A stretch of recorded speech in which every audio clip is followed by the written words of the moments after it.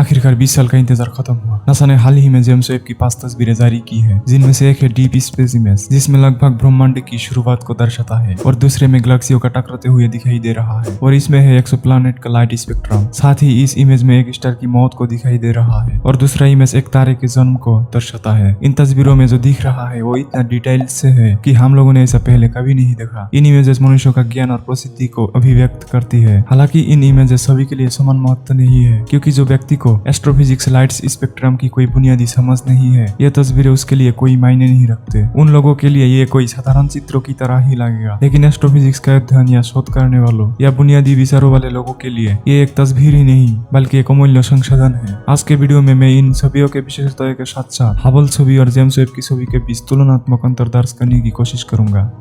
यह ब्रह्मांड के बहुत ही छोटे से हिस्से की एक शार्प और सबसे डिटेल्स इमेज है। नासा के मुताबिक अगर आप अपनी उंगलियों में रेत का एक दाना लेकर आसमान की ओर पकड़ेंगे, ये इमेज उतना ही आकाश का हिस्सा है। इस छवि को कैप्चर करने में जेम्स वेब को 12 आवर्स यानी तकरीबन 13 घंटे लगे थे। इस चित्र में 4.6 साल से लेकर 13.1 अरब साल पहले की गैलेक्सियों की इमेज है। छवि के इस हिस्से में गैलेक्सी क्लस्टर मौजूद है, जिसका नाम SMACS 0723, जो पृथ्वी से करीब 4.6 बिलियन लाइट ईयर दूरी पर है। ये इमेज गैलेक्सी क्लस्टर को दिखाती है, जो कि 4.6 बिलियन ईयर पहले की स्थिति को दर्शाता है, जिस समय हमारा सौरमंडल हाल ही में बन ही रहा था। बहुत से लोग यहाँ दिखाई देने वाली पिछली स्थिति को नहीं समझते हैं। इस SMACS 0723 गैलेक्सी क्लस्टर के चारों ओर घुमावदार रेखाएं दिखाई देती है। ये वास्तव में आकाशगंगाएं यानी गैलेक्सी है। गैलेक्सी क्लस्टर के द्रव्यमान के कारण ग्रेविटेशनल परिमाण स्वरूप दूर की गैलेक्सियों की आवर्धित और कुछ हद तक विकृत इमेज दिखाई दे रही है। इस इमेज में जो डॉट्स या जो हिस्से को लाल दिखाई दे रहा है, ये वास्तव में बहुत दूर की आकाशगंगाएं है। हम जानते हैं कि लाइट जितना दूर होता है उतनी ही अधिक रेड शिफ्ट होता है। इसके कारण जिस वस्तु से लाइट आते हैं वो लाल दिखाई देता है। इसलिए इस तस्वीर में जो लाल दिखाई दे रहे हैं, हमें समझ लेना चाहिए ये और भी ज्यादा दूरी पर है। उदाहरण के तौर पर ये लाल बिंदु वास्तव में एक आकाशगंगाएं है। ये लगभग 13.1 बिलियन लाइट ईयर दूर का एक आकाशगंगा है। James Webb space telescope infrared light को कैप्चर कर सकता है। बहुत दूर की वस्तुओं से लाइट पृथ्वी तक पहुंचने के लिए इंफ्रारेड में परिवर्तित हो जाते हैं, और वो इंफ्रारेड लाइट्स को भी जेम्स वेब टेलीस्कोप ने पकड़ सकता है, जिसके कारण अतीत की अधिक डिटेल्स इमेजेस मिल सकते हैं। अभी कई लोगों के मन में यह सवाल उठ सकता है कि ये कैसे समझा जाए इन रोशनी बिलियन लाइट ईयर दूर से आ रहा है। इसे समझने के लिए लाइट स्पेक्ट्रम की समझ होना चाहिए। इसके अलावा एस्ट्रोफिजिक्स की कुछ तकनीकें भी है जिन्हें जानने की जरूरत है, क्योंकि दूर की वस्तुओं के बारे में जानने के लिए एकमात्र उपाय है लाइट्स। और रोशनी बहुत सारी इंफॉर्मेशन को वहन करते हैं, जिससे किसी वस्तु के पास गए भी नहीं उस वस्तु से आने वाले लाइट्स के माध्यम से उस वस्तु के बारे में बहुत कुछ जाना जा सकता है, जैसे वस्तु कितनी दूरी पर है, वस्तु किन एलिमेंट से बनी है आदि। 13.1 बिलियन लाइट ईयर दूर ये गैलेक्सी किस पदार्थ से बनी है, जिसे इससे आने वाले लाइट स्पेक्ट्रम के माध्यम से जाना गया है। हालांकि आइए हबल और जेम्स वेब की तस्वीर के बीच अंतर के बारे में बात करते हैं। हबल टेलीस्कोप बहुत कम मात्रा में इंफ्रारेड लाइट को कैप्चर कर सकता है। दूसरी ओर जेम्स वेब को इंफ्रारेड लाइट को पकड़ने के लिए ही डिजाइन किया गया है, जिसके कारण हबल टेलीस्कोप दूर की आकाशगंगाएं की स्पष्ट छवियां प्रदान नहीं कर पाती है। दूसरी ओर जेम्स वेब की छवि हबल की तुलना में बहुत शार्प है। इसके अलावा James Webb telescope infrared light, dust और क्लाउड के पीछे की इमेज को भी कैप्चर कर सकता है। यही कारण है कि जेम्स वेब की तस्वीरों में अधिक विवरण है। जेम्स वेब के इंफ्रारेड सेंसर इतने पावरफुल है कि अगर कोई मधुमक्खी चांद पर उतर जाए तो जेम्स वेब के माध्यम से उस मधुमक्खी के शरीर का तापमान का पता लगाना संभव है। और यही कारण है कि जेम्स वेब की तस्वीर को गहरे अंतरिक्ष की सबसे अमीर तस्वीर कहा जाता है। अब देखते हैं अगली तस्वीर। यह है एक गैलेक्सी ग्रुप। इसे स्टीफेंस क्विंटेंट कहा जाता है। इस गैलेक्सी ग्रुप की खोज सबसे पहले 1877 में की गई थी। यह जेम्स वेब से उपलब्ध सबसे बड़ी इमेज है। यहाँ 1000 अलग अलग चित्रों को जोड़ा गया है और इसके पिक्सल्स 150 मिलियन है। एक बार सोच के देखिए कि मूल इमेज का साइज कैसा होगा। यह 5 आकाशगंगाएं दिखाई दे रही है। ऊपर की चारों आकाशगंगाएं पृथ्वी से लगभग 290 मिलियन लाइट ईयर दूरी पर है। दूसरी ओर नीचे की आकाशगंगा केवल मात्र 40 मिलियन लाइट ईयर दूर है। यह 4 आकाशगंगाएं आपस में मिलती दिखाई दे रही है। ऐसे ही हमारी मिल्की वे और एंड्रोमेडा गैलेक्सी के साथ भी होगा। हम जैसे आम लोगों के लिए इस पिक्चर में कुछ भी नहीं है, लेकिन साइंटिस्ट के लिए यहाँ पर और भी बहुत कुछ है। यह एक एक्सोप्लैनेट का लाइट स्पेक्ट्रम है। जो ग्रह दूसरे तारे की परिक्रमा करते हैं उसको एक एक्सोप्लैनेट कहा जाता है। जेम्स वेब ने जिन एक्सोप्लैनेट को निशाना बनाया है उसका नाम वास्प 96b है। जेम्स वेब हमारे सौरमंडल के ग्रहों का भी निरीक्षण करेगा। इससे सौरमंडल के बारे में बहुत कुछ पता चलेगा। जेम्स वेब पहले ही जुपिटर की तस्वीरें भी खींच चुकी है। हालांकि इस बारे में कुछ नहीं कहा गया है। ये एक तारे के विस्फोट के बाद की स्थिति है। इसे प्लानिटरी नेबुला कहा जाता है। इस स्पेसिफिक प्लानिटरी नेबुला को साउथर्न रिंग नेबुला या NG3132 कहा जाता है, जो पृथ्वी से 2500 लाइट ईयर की दूरी पर है। यह है NG-3132 नेबुला का हबल वर्जन और यह जेम्स वेब वर्जन है। दोनों तस्वीरों को देखकर आप समझ सकते हैं कि जेम्स वेब की तस्वीरें कितनी ज्यादा शार्प और डिटेल्स में है। इस नेबुला की 2 इमेजेस को जेम्स वेब ने हाल ही में प्रकाशित किया है। जैसा कि दूसरी तस्वीर में देखा जा रहा है कि वास्तव में ये 2 तारे हैं। ये हबल वर्जन में दिखाई नहीं दे रहा था। ये कैरिना नेबुला है, एक तारा बनाने वाला क्षेत्र है जो पृथ्वी से 7,500 लाइट ईयर दूरी पर स्थित है। हबल वर्जन की तुलना में इसमें बहुत अधिक विवरण है। इस छवि में कई तारे हैं जो हबल वर्जन में दिखाई नहीं दे रहे थे। इमेज के ऊपरी भाग में कई चमकीले तारे दिखाई दे रहे हैं। दूसरी ओर धूल, बादल, नेबुला को नीचे देखा जा रहा है और ऊपरी और निचले हिस्सों का स्पष्ट सेपरेशन दिखाई दे रहा है। ये सेपरेशन दिखाई दे रहा है क्योंकि ऊपरी सितारों से निकलने वाले रेडिएशन निचले हिस्से को दूर धकेलता है, जिसके परिणाम स्वरूप ये सेपरेशन देखा जाता है। नीचे नेबुला में उपलब्ध मटेरियल के बीच दबाव के परिणाम स्वरूप लगातार नए तारे की जन्म भी हो रहा है। लेकिन यह एक सवाल बना हुआ है कि पड़ोसी सितारों के रेडिएशन के दबाव के कारण नेबुला में मौजूद मटेरियल नए तारे कैसे बनाती है। इस प्रश्न का उत्तर अभी तक पता नहीं चल पाया है, लेकिन उम्मीद है कि इस सवाल का जवाब जेम्स वेब इन फ्यूचर को जरूर देंगे। जेम्स वेब स्पेस टेलीस्कोप आज से अगले 20 वर्षों तक सक्रिय रहने की उम्मीद है। जरा सोचिए, जेम्स वेब ने कुछ ही दिनों में इतनी बेहतरीन पिक्चर भेज दी है। अब अगर जेम्स वेब अगले 20 साल तक सेवा करते रहे तो बहुत कुछ नया दिखने को मिलेगा। दोस्तों, ये था जेम्स वेब द्वारा भेजी गई छवियों की एक संक्षिप्त चर्चा, लेकिन ये तो केवल शुरुआत है। इस वीडियो को अगर अच्छा लगे तो एक लाइक जरूर करना, क्योंकि आपका एक लाइक हमें बहुत ज्यादा मोटिवेट करता है। अगर आप हमारे चैनल पर नए हैं तो चैनल को सब्सक्राइब जरूर करें, क्योंकि नए जानकारी आते ही सबसे पहले आपके पास पहुंच जाए।